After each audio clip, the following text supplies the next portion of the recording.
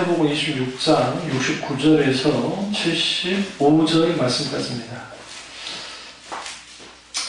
말씀이 길기 때문에 75절만 보겠습니다. 이에 베드로가 예수의 말씀에 다 물기 전에 내가 3번 나를 부인하리라 하심이 생각나서 밖에 나가서 심히 통곡하니라. 아멘.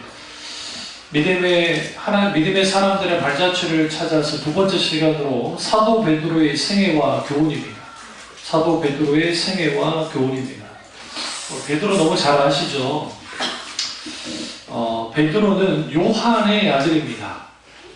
이제 구약으로 말하면 요나의 아들이에요. 요나가 요한이 됩니다. 신약에. 그러니까 요한의 아들 시몬입니다. 우리 이제 외국 사람들 이름 중에 피터, 베드로입니다. 많아요. 근데 사이먼 하면 이제 시몬. 그래서 이름이 베드로의 이름은 그러니까 예수님 당시 시몬의 이름도 이제 보편적인 이름이었고요. 이제 게바라는 뜻은 반석이라는 뜻입니다. 게바는 아람어예요. 히브리어 아니에요.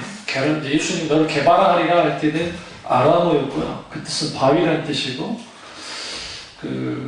케파의 헬라 음역이 이제 게바예요. 이제 헬라어로는 이제 베드로를 페트루스라고 부르는데, 이제 이것은 그 반석 혹은 큰 돌, 그런 뜻을 갖고 있습니다. 베드로의 생애를 좀 요약을 해보면, 베드로는 예수님 만나기 전에 벳세다 출신입니다. 가버나움에서 고비잡이를 하면서 살았어요. 그런 결혼도 했었고요. 그 다음에 장모님과 함께 살았다는 것을 보게 되어집니다. 이게 이제 예수님 당시 사람들이 흔히 있었던 일이에요. 장모를 모시고 사는 것도 흔히 있었던 것이고요. 그런 이제 그의 직업은 여러분이 알듯이 고기를 잡는 어부였습니다. 그리고 이제 그의 형제, 그의 동생 안드레가 이제 베드로를 인도해서 예수를 만납니다. 그 요한복음 1장 41절과 42절에 나오는데요. 그러니까 깊은 곳에 물고기를 던져하기 전에 이제 요한복음을 보시면 이미 베드로가 예수를 만나요. 이제 그 안드레를 통해서 소개 잠깐 받습니다. 실질적인 교리는 나누진 않았지만 세례 요한이 예수님을 가르칠 때 그 현장에 같이 있었습니다. 예수님의 부름을 받고 예수님을 따르는 제자가 됐고 12제자 중에 하나이자 수제자 중에 대표가 되는 사람이 이제 베드로입니다. 야이로의 딸을 살릴 때 같이 현장에 있었고요. 그리고 변화산에서 예수님 몸이 병나실 때 목격했던 사람이 베드로입니다. 겟세마네 동산에 계실 때 그때도 그랬고, 예수님이 잡혀서 산드린 공회에 끌려갔을 때 그 현장에 있었던 사람도 사도 요한과 더불어 사도 베드로입니다. 그리고 이제 베드로 하면 떠오르는 게 이제 신앙 고백이죠. 주는 그리스도시요 살아계신 하나님의 아들이니이다 라고 하는 신앙 고백. 이게 아주 굉장히 대단합니다. 마태복음 16장 16절에 그때 예수님이 네 스스로 깨달아 알게 한 게 아니라 아버지 하나님이 나를 알게 하셨다 하면서 이제 그의 신앙 고백을 통해서 예수님이 그리스도이신 것이 공식화돼요. 그러니까 그 전까지는 예수님이 메시아라고 생각은 했지만 직접적인 고백이 나오진 않았는데, 이제 가이사라 빌립보에서 인자를 누구라 하냐라고 하는 예수님의 물으심, 이때가 이제 예수님 공생애가 딱 반 지나갈 때예요. 딱 반 지나갈 때 공식적으로 예수님 물었고, 그리고 이제 주님은 그리스도시고 살아계신 하나님의 아들이십니다 라고 하면서 예수님의 하나님 아들 메시아이신 것을 분명하게 드러내죠. 문제는 이렇게 신앙 고백했는데 예수님이 이제 비로소 처음으로 인자가 십자가에 못 박혀 죽어야 하리라 라고 하는 십자가의 복음을 이제 말씀하시거든요. 그러니까 그가 화를 냅니다. 그래서 예수님을 어떻게 하냐 밀어붙이면서 책망을 해요. 우리 한글 성경에는 이걸 좀 순화시켰고요. 이제 헬라 원전을 보면 예수님은 꾸짖었어요. 그러니까 나이는 베드로가 많긴 한데 제자잖아요. 근데 제자가 그러면 안 돼요. 근데 꾸짖었어요. 그러니까 꾸짖으니까 예수님도 한성격 하시잖아. 가만히 계실 수가 없었어요. 그래서 싹 서탄아 물러가라 했다. 이런 식으로도 들으면 이제 큰일 나는 거예요. 예수님이 한 성격이 해서 서탄아 물러가라 했다. 그러면 이제 그냥 이단이 되는 거예요. 그건 아니고 이제 그의 말이 사탄이 하는 말과 똑같이 했기 때문에 예수님이 이제 책망하신 거죠. 그리고 이제 베드로 하면 떠오르는 게 기분파. 네? 기분파. 광주의 형도 기분파거든요. 그래서 과거 우리 큰 조카 녀석이 돈 필요하면 아빠한테 막 애교하고 막 하면은 그냥 알아서 호주머니에서 돈이 나와. 네. 그런 스타일이 이제 기분파. 또 이제 그리고 베드로는 성격이 아주 급한 성격입니다. 이런 사람들이 뒤통수는 안 쳐요. 무슨 말이냐면 이중적이지 않기 때문에 그들의 성격이 그대로 보여요. 그러니까 이제 성격이 좋다 나쁘다 할 때 이런 사람들 성격이 별로 안 좋아 보이는데 사실은 다루기가 편해요. 그러니까 저도 부교육자로 있을 때 성격이 괄괄한 분들 있잖아요. 뭐 권사님이든 뭐 장모님이든 그런 분들을 다루기가 참 쉽지 않겠구나라고 생각하는데 오히려 다루기 쉬워요. 왜냐하면 그 사람들은 자기들이 싫어하는 거 좋아하는 게 정확하게 보여요. 그러니까 싫어하는 거 안 건드리면 돼. 그 대신 이제 음흉한 사람도 있어요. 그 자기 성격을 드러내지 않고 뒤에서 하는 사람들, 이런 사람들이 이제 후에 보면 뒤통수를 치거나 이제 그렇게 하는 경우가 있죠. 예수님이 잡히시던 마음에 오늘 말씀처럼 3번 부인합니다. 이제 이게 왜 우리가 좀 중요시 봐야 되냐면, 오늘 가룟 유다가 아주 큰 죄를 짓는 사실이지만 가룟 유다보다 더 큰 죄를 베드로가 짓는 거예요. 그러니까 이게 뭐냐면 배교 행위를 한 거야. 근데 그냥 배교도 아니고 신성 모독의 배교까지 했어요. 그리고 3번 부인했다고 하니 우리는 이 3번 부인함을 크게 의미를 안 두는데, 이제 이스라엘에서는 이제 이 부인하는 문제에 대해서 한 번 부인하는 것도 문제가 되고 2번 부인하면 문제가 되는데 3번 부인되면 딱 완전해져요. 완전한 부인이 되는 거예요. 그러니까 완전하게 부인하는 거예요. 누구를요? 예수님. 그런 일을 했던 사람이 이제 베드로입니다. 그러다가 이제 부활 이후에 이제 예수님과의 만남이 있는데요. 이제 마가의 다락방에 있다가 예수님 만나고 하는 일들이 있었고, 그러다가 예수님이 이제 물론 이제 그들에게 갈릴리로 먼저 가라 하잖아요. 근데 갈릴리로 와 있을 때 제자들이 할 일이 없으니까 또 먹고는 살아야 되겠고, 그래서 이제 배 하나 어디서 빌려가지고, 거기 뭐 사도 요한의 배인지 어쩐지는 모르겠지만 어쨌든 배 타고 물고기 잡으러 나갔는데 한 마리도 못 잡아요. 누구의 모습과 똑같아요. 베드로하고 안드레가 예수님 만났었던 그 상황과 비슷해요. 그러니까 이제 이번에는 예수님이 깊은 물로에 던지는 게 아니라 오른편에 던져라 라고 하면서 이제 그물 오른편에 던지죠. 그 유명한 원암의 볼펜 숫자가 몇이죠? 153. 그게 이제 그분이 믿는 분이에요. 153 원암의 볼펜이 거기서 나온 거예요. 그래서 이제 그 153, 153마리의 물고기를 이제 그렇게 잡는 일이 벌어집니다. 그리고 이제 41일 동안 부활하신 주님으로부터 하나님 나라의 복음의 가르침을 다시 받고, 그 다음에 11일 동안 이제 계속 기다리다가 오순절 성령 강림을 경험합니다. 그리고 이제 가룟 유다가 자살을 죽었으니까 가룟 유다를 대신해서 마띠아를 세울 때 이제 중심이 돼서 나섰던 사람이 사도 베드로입니다. 그리고 성령을 속인 아나니아와 삽비라 부부에 대해서 이제 강력하게 쟁취했을 때 했던 그 대상이 사도 베드로고요. 더 중요한 것은 오순절 강림 이후에 이제 사내들이 솔로몬 행각에 나아가서 복을 전합니다. 그랬을 때 이제 그 전에 미문에 앉아있던 아름다운 문에 미문에 앉아있던 그 안전병이를 일으키죠. 예수 그리스도 이름으로. 그 다음에 강력한 소교 말씀이 선포되기 시작합니다. 그러다 거기에 3,000명이 회개하고 돌이키고 5,000명이 회개 돌이킨 놀라운 역사가 사도 베드로와 사도 요한을 통해서, 그리고 사도들을 통해서 그런 일이 벌어지고, 또 중풍병자 에니야를 이제 그 치유의 예수 그리스도의 놀라운 치유의 능력으로 이제 그를 고치게 되고요.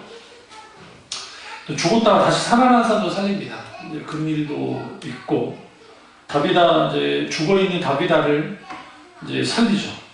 옆반 사람도 이를 통해서 하나님을 믿게 되는 일이 벌어지고, 복음을 전하다가 감옥에 갇혀 고난을 겪기도 하고, 또 사도 요한과 함께 사마리아 지역의 복음이 빌립 집사를 통해서 복음이 들어갔다는 걸, 사도 아니에요. 사도행전에 빌립이 그 사마리아에 복음을 전했다 할 때 그 빌립은 사도가 아니고 집사예요. 만약에 그게 사도였던 빌립이었다 한다면 굳이 베드로와 안드레를 베드로와 요한 부를 필요가 없어요. 그가 사도기 때문에 세례 주면 돼요. 근데 이제 그 집사였기 때문에 이제 불러왔고 사도 요한과 베드로가 세례를 주고 거기에 강력한 성령의 기름 부음이 있는 일이 벌어지는 것을 보게 되었습니다. 그리고 이제 아주 중요한 사건이 있죠. 베드로하면 떠오르는 게 이제 고넬료 사건이에요. 왜 이게 중요하냐면 그 고넬료를 이제 만났는데 이방인에게 처음 사도 베드로가 복음을 이제 실제로 공식적으로 공식화시켜서 이제 전하는 거예요. 여기서 이제 두 가지가 이제 있는데 베드로가 요바에서 이제 옥상에 지붕에서 기도한다 했잖아요. 우리는 그 지붕을 좀 오해하면 안 되는 게 그 지붕이 길이에요. 그러니까 그 집들이 대부분 어떻게 되냐면 우리 생각하는 집 생각하면 안 돼요. 동굴을 파가지고 집을 만들기도 하고 그 위에 사람들이 지나다닐 수 있도록 만들기도 해요. 그래서 위에가 길이 되기도 하고 막 그런 게 있어요. 근데 이제 주로 이제 그 집 구조는 그 위에 사람들이 이렇게 왔다 갔다 하는 공간은 아니고 쉴 수 있는 공간이에요. 그러니까 골방 같은 역할을 하는 공간이에요. 그래서 거기서 늘 기도했던 거예요. 그게 기도 장소인 거예요. 할 일 없이 그냥 지붕에서 기도한 게 아니고 늘 거기서 묵상하고 기도하고 있다가 거기서 이제 환상을 보는 겁니다. 그래서 이제 그 돼지라든지 정결하지 못한 동물들이 바구니처럼 쭉 내려오죠. 내려와서 몇 번 반복하는 일을 벌이죠. 이제 이중적인 구조를 갖고 있는데 하나는 음식교류가 폐해진 거예요. 우리 예수님 믿는 사람들은 돼지고기 먹죠. 그 맛있는 돼지고기 못 먹을 뻔했잖아요. 유대교에 있어요. 여러분 소고기 건강에 안 좋습니다. 진짜 비싸기만 하지 소고기가 기름이 안에 닦인대요. 그래서 나이 들수록 소고기는 피하고 돼지고기나 특별히 이제 그 닭고기가 좋다고 그러는데 소고기가 아무리 맛있어도 돼지고기가 더 좋아요. 고기로서는. 근데 돼지고기는 먹을 수 있고 그러면 안 되지만 개까지 잡아먹잖아요. 요즘에는 그러면 안 되지. 근데 어쨌든 그 음식교류가 일단 깨지고 또 하나는 이제 이방인에게 구원이 있다. 그러니까 복음이 전한다는 것을 이중적으로 갖고 들어온 거예요. 그 환상은 고넬료와 관련된 환상이었어요. 그때 이제 베드로의 위대함이 어디서 나타나냐면 베드로는 유대인이고 그 다음에 베드로는 어릴 때부터 유대 종교 안에 자라났어요. 그런데 성령께 민감하게 반응해서 이방인인 고넬료의 집까지 찾아가고 거기서 말씀을 전했고 말씀을 전한 중에 성령이 임했고 거기서 성령이 임하자 주저없이 세례를 줬어요. 이방인에게. 그런 일을 사도 베드로가 함을 통해서 이방인의 복음의 문이 탁 열립니다.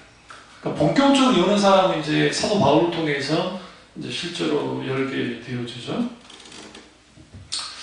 그리고 이제 갈라디아서 이제 2장 11절과 13절을 보면 이제 베드로가 실수를 하는데, 그러니까 아무리 성령 충만해도 그럴 수 있어요. 그러니까 베드로가 이제 바나바와 베드로 그리고 베드로와 수행하는 사람들하고 이제 이방인들과 식탁 교제를 나눕니다.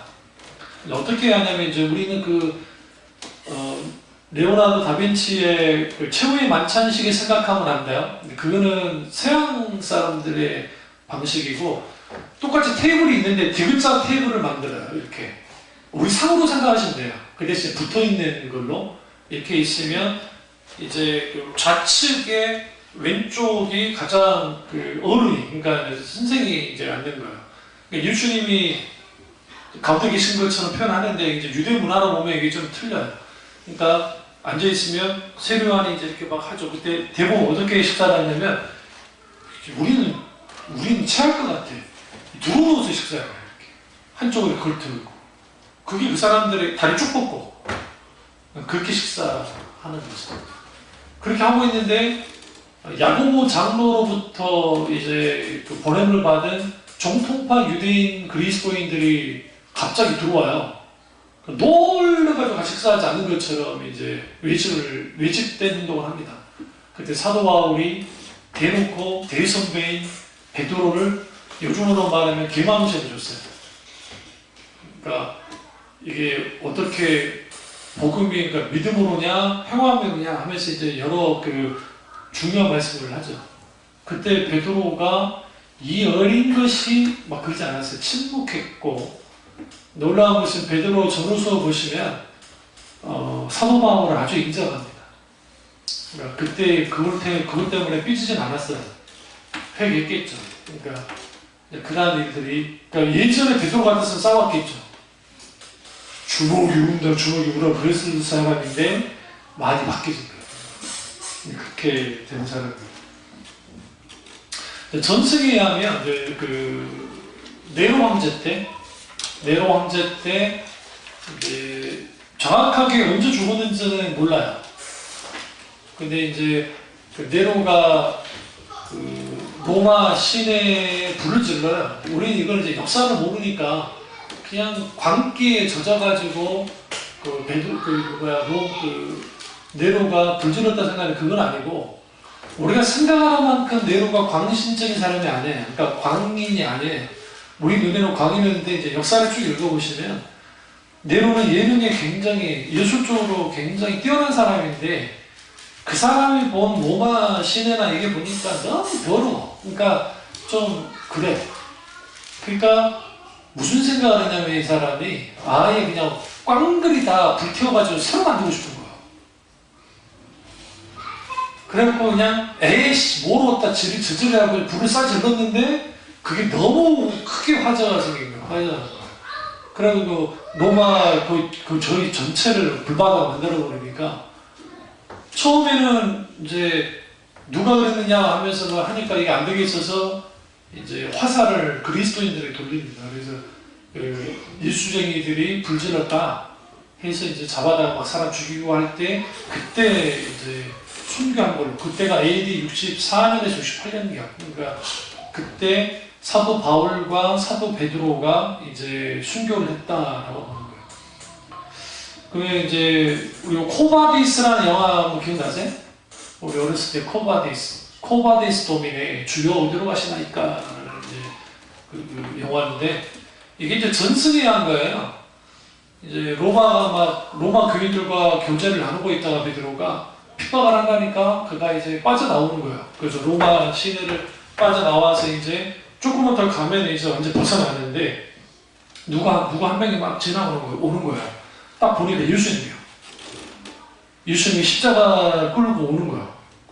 그 이제 만나는 거죠. 만나서 주님 어디 가십니까? 그러니까 네가 버리고 온 저곳에 지금 내가 들어가서 내가 십자가 못 박혀 죽으려고 간다. 그러니까 거기서 처절하게 회개하고 이제 주님 그러지 말고 내가 가겠다고 하면서 십자가에 꽁꽁 못 박혀 죽었다 하는 그 전승. 성경적인 내용이 아니고 전승. 그러니까 전승이란 말은 뭐냐면 전어져 내려오는 이야기예요. 근데 이제 우리는 이야기하면 우리는 예전에 호랑이 담배 피웠던 그 이야기하면 우리는 막 이걸 이제 크게 생각지 않잖아요. 근데 이제 고대 사회에서는 이야기가 중요해요. 그러니까 문서보다도. 그러니까 문서는 조작을 할 수 있지만 이야기는 조작할 수 없다고 생각했어요. 고대 사람들. 그래서 그 부모로부터 할아버지로부터 아버지로부터 자식으로 계속 내려오는 전승. 그 전승을 이제 중요시 여기는데 이제 그런 게 있었다고 합니다. 누구는 모르겠죠. 우리가 어떻게 알겠어요? 그래서 이제 우리가 만약에 이제 성지순례를 가게 되면 성지순례를 가면 은혜를 덜 받게 돼 있어요. 왜 그러냐면 제가 만약 부인할 거니까 이가 아니고 그럴 수밖에 없어요. 그건 뭐냐면 다 후대 세대에 만들어낸 거예요. 그러니까 지금 예수님이 비아돌로로사 예수님이 이제 고난의 길을 막 넘어졌다는 그 길이 있잖아요. 그거 누가 만든 거 아세요? 이스라엘 한 번도 안 가본 사람이 만든 거예요, 수사가. 그럼 지가 마음대로 꽂아놓은 거예요. 그러니까 거기다 넘어지셨고, 한 번 넘어졌고, 두 번 넘어지셨고, 그러고 이제 카톨릭 사람들이 거기다가 막 저기 뽀뽀를 해가면서 막 올라가거든요. 그리고 거기에 지금 뭐 저기 예수님 무덤교회, 탄생교회 그거 다 어떻게 알아요? 가톨릭은 철저하게 전통을 중심으로 하기 때문에 그들의 신앙은 성경보다 그들의 전통이 더 위에 있어요. 왜냐하면 성경보다 전통이 먼저 있었기 때문에. 그렇잖아요. 사람 전통이 먼저 있었잖아요. 성경 후에 니케아 공회의에서 323년인가 그때 정경화됐기 때문에. 그러니까 양리아회의에서도 마찬가지고. 그러니까 구약이든 신약이든 그 전에 뭐부터 있던 사람부터 있었다고 생각, 교육부터 있었다고 생각하기 때문에 이 사람들이 전통을 중심으로 하죠. 그 대표주자가 베드로죠. 그러니까 왜 제가 이제 베드로를 말하냐면 이 반석 위에 내 교회를 세우겠다라고요. 주는 그리스도를 하기 시작하는 마들이라는 게 반석 위에 교회를 세우겠다고 하니까 그 반석이 아까 전에 반석이 바위라는 뜻이 뭐라 했죠? 페트로스. 이게 누구냐? 베드로예요. 그러니까 이제 카톨릭은 베드로 위에 세우겠다는데 이제 이게 아주 교묘한 게 이게 페트로스라고 할 때는 베드로를 상징하지만 그 반석은 페트라라고 되어 있어요. 페트라. 그러니까 이거는 사도 베드로의 신앙 고백 위에 세우겠다라는 의미예요. 베드로 자체 위에 세우는 게 아니고. 근데 이제 카톨릭은 베드로가 초대 교황이고 그리고 교황으로서 이제 그 교회의 수장이다 하면서 이제 그런 식으로 주장하는데 수장권을 주장하는데 자의적인 해석. 그렇지 않죠. 그러면 이제 우리가 베드로를 이제 알아야 되니까 이제 베드로와 관련된 사건이나 스토리 이야기들은 뭐 성경통으로 여러분이 아시니까 굳이 크게 다룰 필요는 없고 베드로 전후서를 볼 필요가 있어요.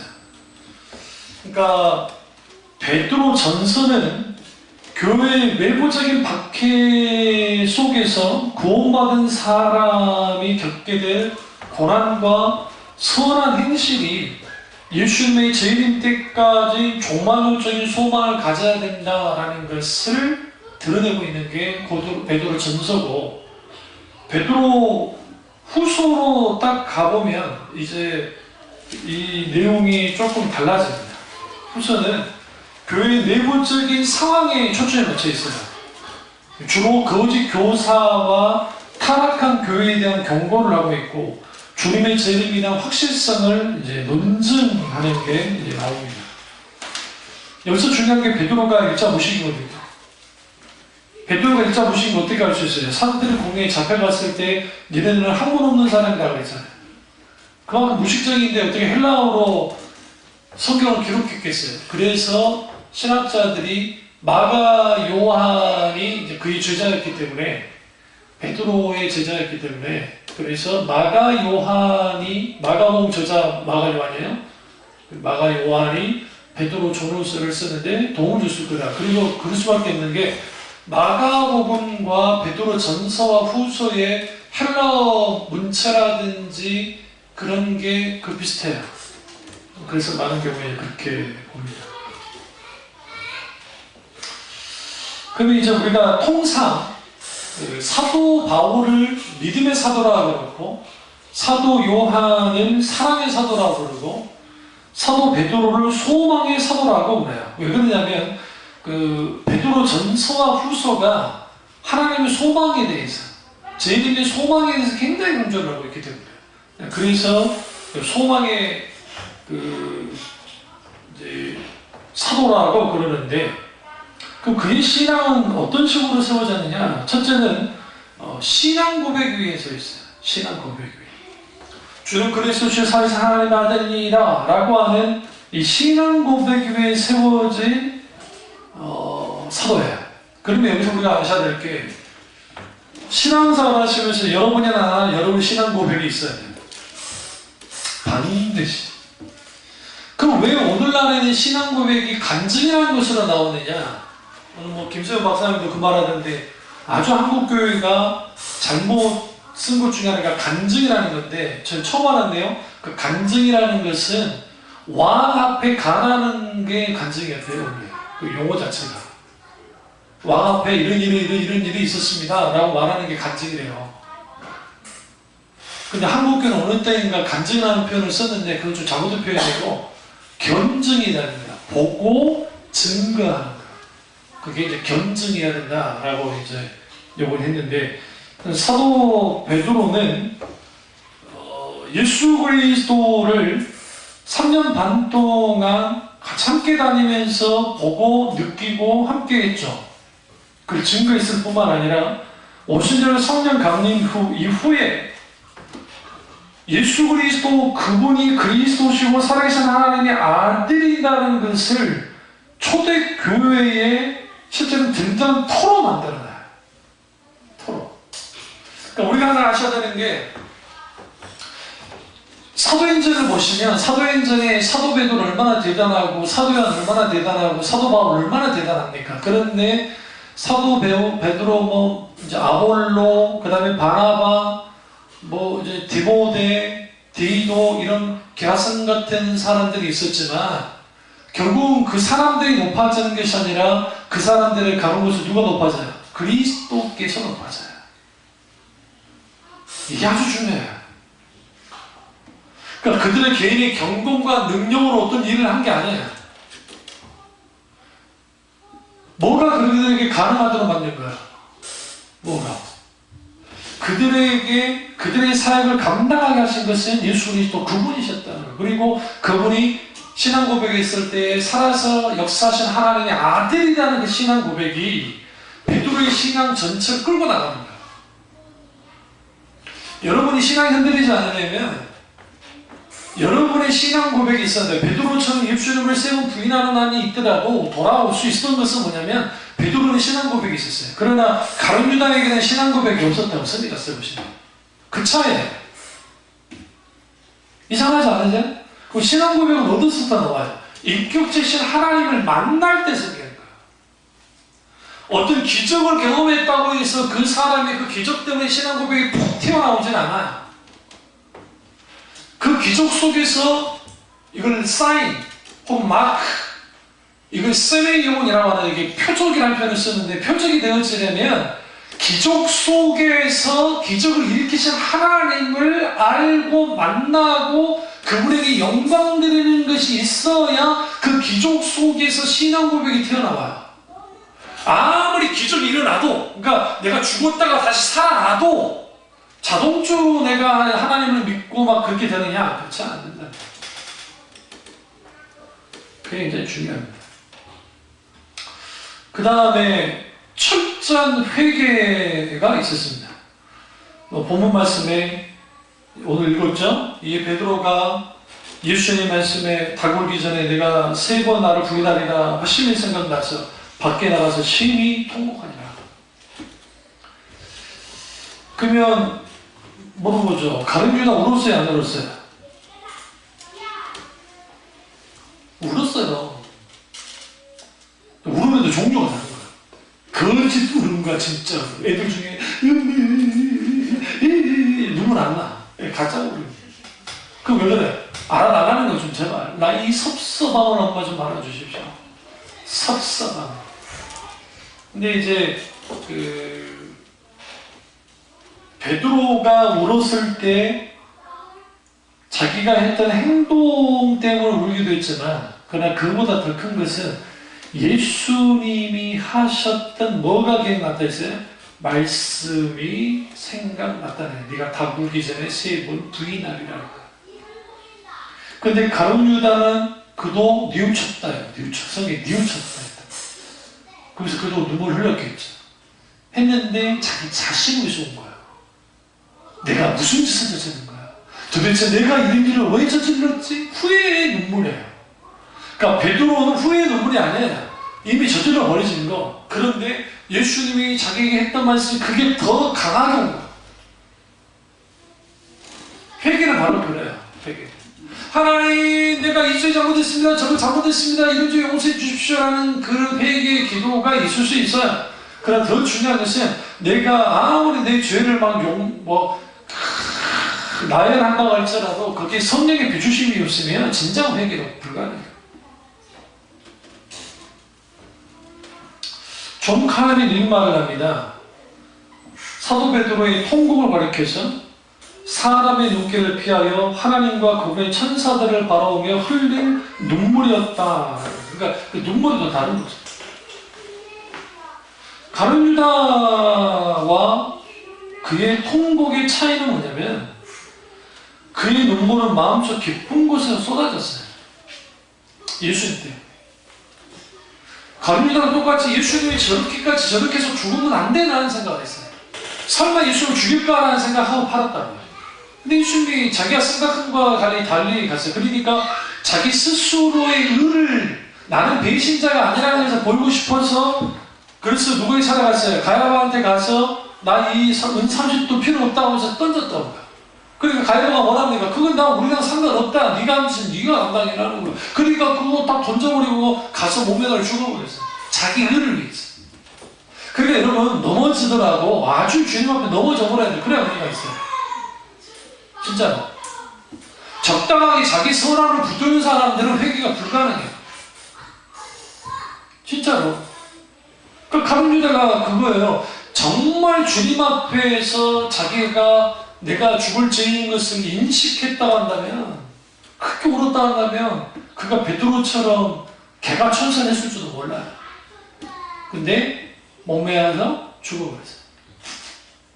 이게 이제 그 진정한 회개하는 사람과 회개하지 않는 사람의 굉장히 차이입니다.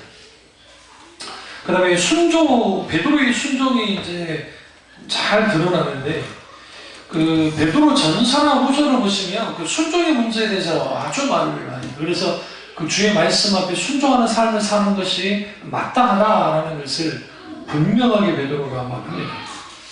그러니까 그 베드로가 어떤 순종을 해요? 아까 말했지만 고넬료 집에 갈 때 이방인이지만 기꺼이 주의 성령의 인도를 따라서 갔던 사람이 베드로고, 그래서 그는 어떤 편견도 극복하고 복음을 전했던 사람이에요. 아주 중요하죠. 심지어는 음식교류 문제, 우리는 음식교류 문제를 크게 생각하지 않는데 오늘날의 유대인들도 굉장히 크게 생각해요. 그래서 코셔 음식을 먹는데, 만약에 여기 있잖아요. 이 음식 그릇이 있죠. 이게 깨끗하잖아요. 근데 내가 살짝 모르고 살짝 이렇게 치웠다 합시다. 그럼 이게 안 먹어요. 더러워졌다고. 그럼 이게 정결례를 다 해야 돼. 그 삶은 물에 뭐 삶든지 뭘 하든지 해야 돼. 그러니까 그 코셔 음식, 그러니까 음식 교류가 엄청나게 큰 문제인데 하물며 이방인에게 복음을 전하는 거 쉽지 않죠. 그 다음에 이후에 이제 사도 바울이 할례 문제를 가지고 예루살렘 교회로 와요. 그래서 이제 그 이방인 그리스도인들에게 할례를 줘야 되느냐 말아야 되느냐 문제를 가지고 논쟁할 때 베드로가 동의해 줍니다. 사도 바울 편에 있어서. 이게 아주 중요한 거예요. 왜 그러냐면 만약에 베드로가 자기 고집을 내세우면서 안 되겠다 그래버리면 쪼개지는 거예요. 처음부터.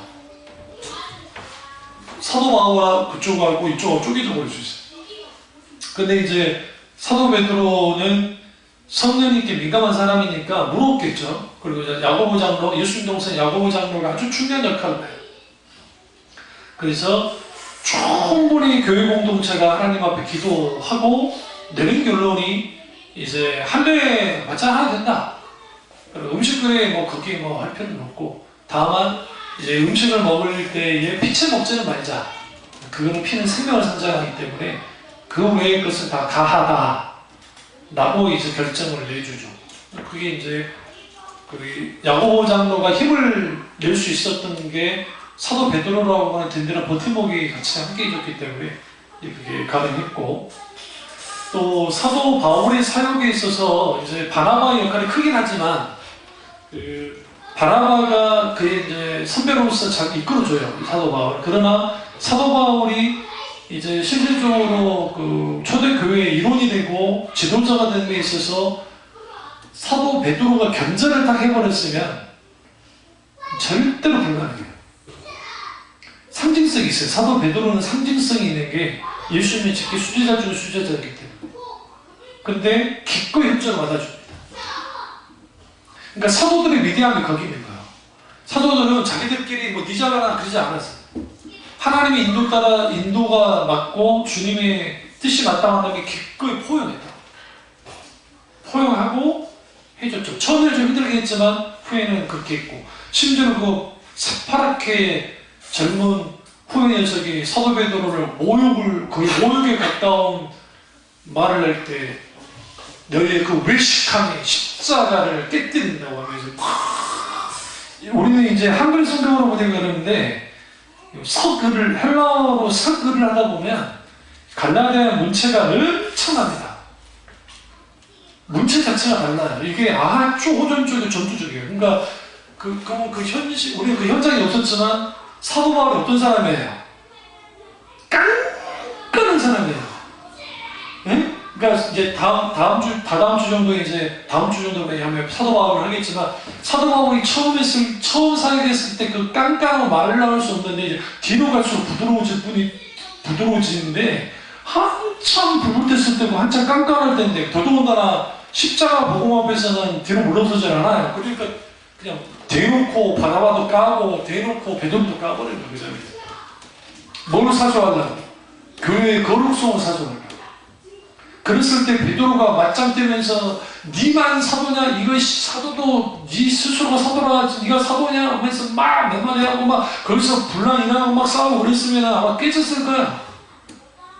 근데 다행히 성경에 보시면 베드로가 딱 침묵합니다. 침묵을 인정한다. 침묵.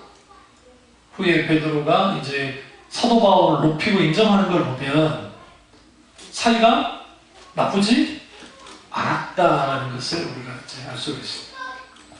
그리고 이제 베드로에서 가장 중요한 게 이제 종말론적인 그 신앙이에요. 재림신앙. 그러니까 베드로 그 전서도 전서지만 전서보다는 후서에 이제 재림이란 경고, 심판 앞두고 철저한 회개를 통한 구원에 대한 복음을 강조합니다. 그러니까 초대교회가 특징으로 말하면 주님의 재림신앙이 핵심이에요, 사실은.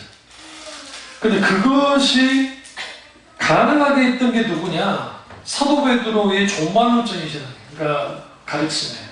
그게 있었기 때문에 실제로 뭐가 되느냐? 이 종말론, 그러니까 재림신앙이 가능했고, 문제는 뭐냐면 이 재림신앙이 언제 벌어졌느냐? 우리나라 같은 경우는 이제 1992년인가요? 그 이장님이 3년인가? 1992년 10월 며칠, 제가 군대에 있을 때니까 그 28일인가 10월 28일인가 재임만나는 했잖아요. 그때 이제 우리 고참들이 나 얼마나 괴롭혀줘. 야, 우리 이대로 제대하는 거냐? 야, 우리 이제 천국 가서 니는 총 컸다 그냥 제대하고 막 그거 하라 그래서 이제 그 뭔 말인가 했더니 이제 이장님이 그래 된다. 내가 그랬죠. 다른 건 모르겠고 이장님이가 예수님이 오신다고 하는 그날에는 예수님이 안 올 거야. 왜 그러냐? 성경에는 아들도 모르고 천사도 모르고 누구도 모르고 온다는데 이장님이가 뭐기를 알겠냐? 그러니까 그날에는 만약에 예수님 오실라 했더라도 안 오실 거야. 그걸 진짜 안 왔어요. 그러니까 또 나를 놀리는 거예요. 또 쪽집게 전도사 맞구만. 쪽집게요, 쪽집게 뭐 그랬거든요. 그게 이제 그 전까지 한국 교회는 재림신앙이라는 강조가 많았고, 그 성결교 같은 경우에는 이제 중세니 신유 또 하나 있고 그다음에 재림이거든요. 그래서 그 사중복음이라는 걸 갖고 있는데 재림 아주 강조해요, 성결교가. 근데 그 재림신앙이 한국교회에서 무너지게 된 게 이장님 때문에. 지금은 너무나도 재림신앙을 이제 예수님의 재림에 대하여 설교하지 않기 때문에 교인들이 재림에 대한 기대감조차도 없어요. 그러니까 우리 한국교회는 또 재림신앙이 잘못 이제 된 게 전천연설, 그러니까 이게 세대주의 전천연설의 영향을 많이 받아가지고 막 휴거라든지 막 책을 대화하려는 이게 다 이제 세대주의자들을 만들어낸 거예요, 사실은. 그러니까 우리 교단은 무천연설을 주장하지만 저 같은 경우는 이제 그 무천연설과 역사적 전천연설의 양쪽을 같이 이제 보는 사람 중에 한 명입니다. 저희 신학적으로는. 근데 이제 이러한 그 종말에 대한 신앙에 대한 것을 사도 베드로가 잘했는데 1세기 말에 그 기록된 신앙 문집이 있는데 교훈집이 있는데 그게 디다케라는 뜻은 가르친다는 뜻인데요. 디다케 신앙 교훈집에 보면 이런 말이 있어요. 그리스도의 재림에 대비하라. 그리스도께서 언제 재림하실 줄 모른다. 심판이 곧 닥칠 것이다. 많은 사람이 멸망할 것이다. 믿음 안에 굳게 서는 사람은 저주로부터 구원을 받을 것이다 라는 거예요. 근데 이렇게 보편적으로 재림신앙이 이게 될 수 있던 게 뭐냐면 사도 베드로예요. 사도 베드로가 강조했기 때문에 그렇습니다. 그리고 이제 이거 있죠. 이제 새하늘과 새 땅 우리가 어떻게 이해하세요? 지구 없어질까요? 좀 재림하시면 히브리서에 불태워 없앤다 했잖아요. 녹아지겠다. 근데 이제 이게 루토교 입장하고 칼데인 쪽의 입장이 달라요. 그래서 새하늘과 새 땅에 과연 그러면 주님이 예배하실 때에 그 새하늘과 새 땅이 지구 밖에 어느 공간에다 만들어 놓는 것이냐 아니면 이 지구를 다시 변화하기 위해서 만드는 것이냐 이런 논증이 있어요. 이것에 대한 이걸 새롭게 하다라는 표현을 써요. 주님이 새롭게 하다 때 이 단어가 헬라어로 케노시스예요. 케노시스. 네, 케노시스인데 있는 것을 새롭게 하다라는 거예요. 그러니까 새하늘과 새 땅 할 때 지금 우리 하늘이 있죠. 지금 우리 하늘이 있고 또 땅이 있잖아요. 얼스는 지구예요. 그러니까 땅은 무조건 지구라 생각합니다. 우리가 살고 있는 땅, 지구. 그 하늘은 뭐예요? 스카이. 하늘, 말 그대로 하늘.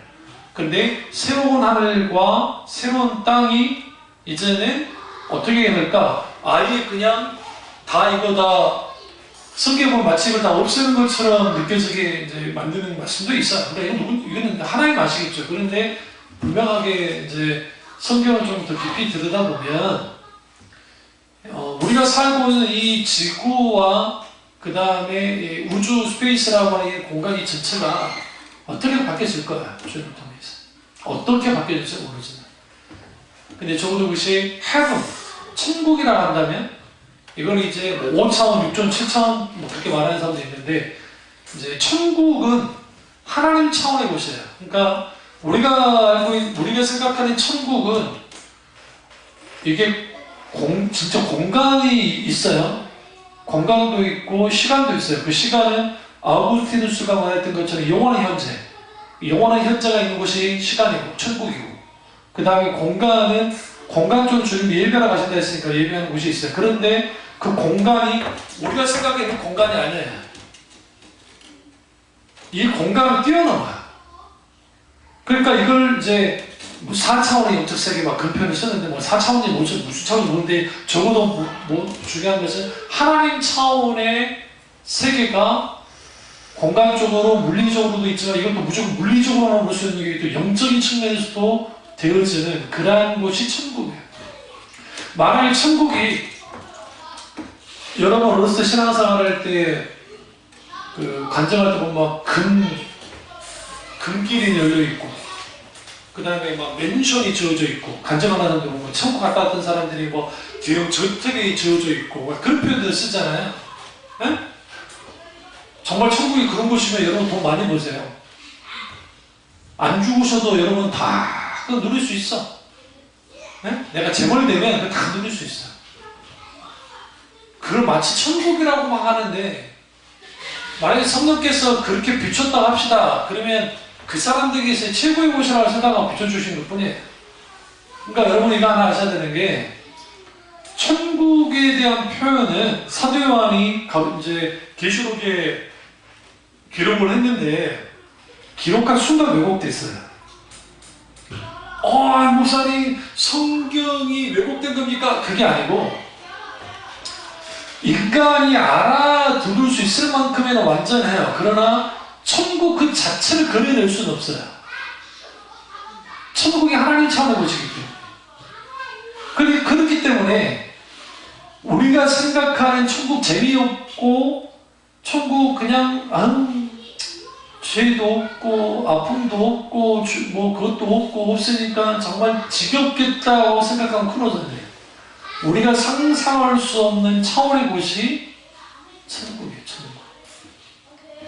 근데 사도 요한이 뭐 이제 열두 보서, 뭐 열두 진주문 막 그런 표현들은 다 뭐냐면 그 시대에 가장 아름다운 곳으로 성령이 계셔서 이제 설명해 주는데 그러한 곳이 천국이다라는 걸 보여줄 뿐이지 그 자체가 그렇게 그림대로 그런 모습으로 천국이 있을 거라고 생각하는 것은 이거는 착각이에요. 착각.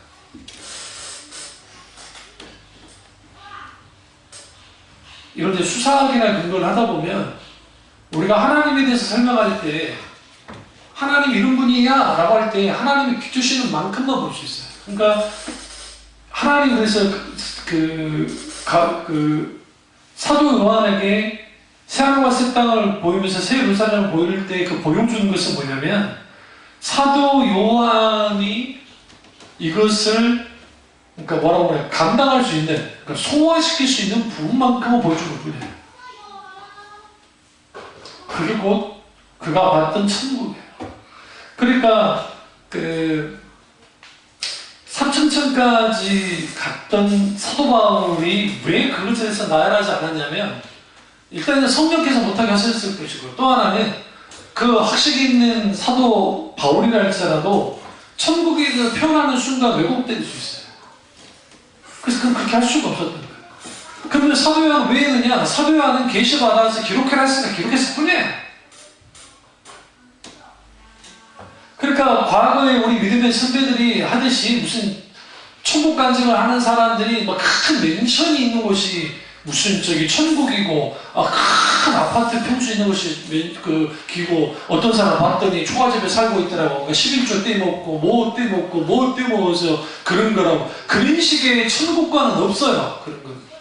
그런 자기가 환상 가운데 봤는지는 모르겠는데 그게 천국이라 생각하면 크로자네요. 목사님 뭘 믿고 그렇게 단언하십니까? 단언할 수 있어요. 왜 그러냐면 제가 시간의 흐름과 비밀에 대한 글도 썼고 그리고 이제 시간과 흐름과 비밀을 이걸 쓰다 보면 뭘 볼 수밖에 없냐면 이걸 eternal life, 영생이라고 하는 시간에 대해서 생각할 수밖에 없어요. 그러면 영생이라는 시간을 놓고 딱 볼 때 많은 사람한테 100년 사는 인간이 아무리 지식이 뛰어나도 이거 본다고 해서 돼요? 못 봐요. 우리도 우주 공간 이것도 모르죠. 우리 태양이 없어진답니다. 진짜로. 몇 년에 없어진 줄 아세요? 태양이 없어진대. 55만 년. 드러나 봤어요? 55만 년? 우리는 55만 년이 뭔지를 몰라. 경험해 본 적이 없으니까. 50억 년 되면 태양이 없어질 거다. 그럼 지구도 사라질 거라는 거야. 다 불타가지고 없어질 거라는 거야. 그러니까 우리가 성경에서 보면 문자주의자들은 이게 문자주 주로 세대주의자를 통해서 나타났는데 문자주의자들은 성경은 1.16도 틀림이 없다고 했죠. 그 말은 맞아요. 1.16이라는 게 뭐냐면 우리 한글은 좀 달라요. 근데 히브리어는 이게 쉐할 때 이쪽에다 점을 찍느냐 이쪽에 점자에서 이게 이샤 하면서 달라져요. 근데 이샤 하면 남자 여자 완전 의미가 달라요. 저 하나가 1.16도 틀리지 않다는 것은 주님의 계시가 완전하게 성경이 기록됐고 성경으로서의 정경은 완전해요. 그런데 그는 그러니까 처음 주님이 원성경을 주셨을 때 완전함을 말해요. 번역 성경은 번역 과정 속에서 오류가 생기고 사본을 아무리 필사를 해도 필사하다가 오류가 발생돼요. 무슨 말이죠? 그러니까 여러분 생각에 원 성경이 있었는데 사본으로 되어 있는 게 더 성경에 더 근접할 거라. 그러니까 본래 성경이 그거 근접할 거라 생각하잖아요. 근데 사본학을 하다 보면 그게 아니에요. 오히려 원래 있던 정말 잘 보존된 사본을 번역한 헬라어로 번역했던 뭐 72년이라는 이 번역이 좀 더 성경에 가깝게 번역을 해요. 그 지금 현재 발견된 것 중에 사본은 그냥 바뀐 거예요. 그때 필사한 건데 필사한 사본보다도 번역했던 72년이 더 오래됐어요. 번역본이. 그러니까 뭐 성경대로 사는 사람들이라고 하는 막 그런 그 기독교 잡지 같은 걸 하고 뭐 킹제임스 성경만이 유일한 성경이라고 주장하는 이런 분들이 계시는데 그게 참 웃긴 게 킹제임스 버전에서 그 사본을 가지고 해석한 게 그게 성경의 유일무이한 성경입니까? 그게 우리가 갖고 있는 것은 사탄의 그 속임수에 넘어가가지고 사탄의 성경을 갖고 있다고 그런 식으로 주장하는 거예요. 근데 더 웃긴 게 뭔지 아세요? 킹 제임스가 이제 영국 왕인데 그 시대에 성경을 번역하게 했는데 그게 고어처로 돼가지고 저도 킹 제임스 성경을 봤거든요. 그 영어로 NIV 성경도 봤지만 RSV, NIV 그다음에 킹 제임스 버전도 봤는데 보다가 어느 시점에 뉴 킹 제임스 버전이 나왔어요. 이게 옛날 영어라서 이게 오늘날 시대에 안 맞는 거죠. 그렇게 하기도 하고. 그러니까 여러분 신앙생활 할 때 그 문자주의에 빠지면 안 돼요. 문자주의. 제가 여러분을 그렇게 가르치지 않았기 때문에 그렇겠지만 저는 그렇습니다. 그래서 우리 사도 베드로는 이제 아주 주님으로부터 큰 일을 감당했던 그런 사람이고 이제 그 외에도 사도 바울의 위치는 어떻게 되느냐? 그러니까 사도 베드로의 위치는 어떠냐? 그러면 이제 초대교회에 있었다. 그 초대교회에서 베드로를 빼놓고 이야기할 수가 없어요. 그래서 전 세계 여러분 세례명 중에 베드로라는 세례명을 많이 가져요. 그러니까 그 카톨릭 신자들은 이제 자기들의 그 성이 중에 하나의 이름을 따르거든요. 그리고 성당 중에 가장 좋은 성당들은 여러분이 혹시 유럽 놀러 가시게 되면 그들 보면 다 페트로스가 있는. 그러니까 베드로 이름 딱 들어가면 다 좋은 성당. 그러니까 지금 로마에 있는 성 베드로 성당뿐만 아니라 다른 지역 가도 예를 들어 베드로 성당이라 하면 아주 크고 아주 화려한 게 되죠. 근데 우리는 그래서 그 위치가 좋은 게 아니라 베드로를 보면 꼭 누구를 보는 것 같아요. 우리 모습을 보는 것 같아요. 그러니까 그 베드로는 누구보다도 실패했던 사람입니다. 영적으로 성격이 급한 사람이고. 그런데 베드로의 위대함은 어디에 있냐면 초대교회에 사역이 이제 확장되어지고 사역을 감당하기 시작할 때에 성경 다 보시면 갈라디아서에서 있는 그 사건 외에 베드로가 이런 실수했다 저런 실수했다는 기록이 전혀 없어요. 이상할 정도로. 그러면 오순절 강림 전의 베드로와 후의 베드로가 뭐가 달라진 건가? 성령 충만했다고 확 달라지진 않거든요. 그걸 잘 드러낼 수 있는 게 이제 다음 주 이 말할라 이걸 끌고 다음 주 to be continued 이제 개봉 막두를 하는데 그게 뭐냐? 하나님의 성품에 참여하는 거예요. 그러니까 사도 베드로가 하나님의 성품에 참여합니다. 그래서 그 성품에 깊이 참여함을 통해서 그가 예수 그리스도의 성품을 갖기 시작해요. 그러자 초대교회에 사도 베드로 하면 탁 떠오르는 게 닭이었는데 이제는 그가 이후에 그 심볼이 회개의 심볼이 된 거야. 회개. 진정으로 하나님 앞에 회개한 사도, 회개의 사도, 소망의 사도, 주님을 향한 갈망했던 사도, 그리고 초대교회를 든든히 세웠던 사도, 그 사도가 누굽니까? 사도 베드로입니다. 그 베드로의 신앙을 본받고 따라가는 저와 여러분 되실 주님의 이름으로 축원합니다. 기도하겠습니다. 기도하실 때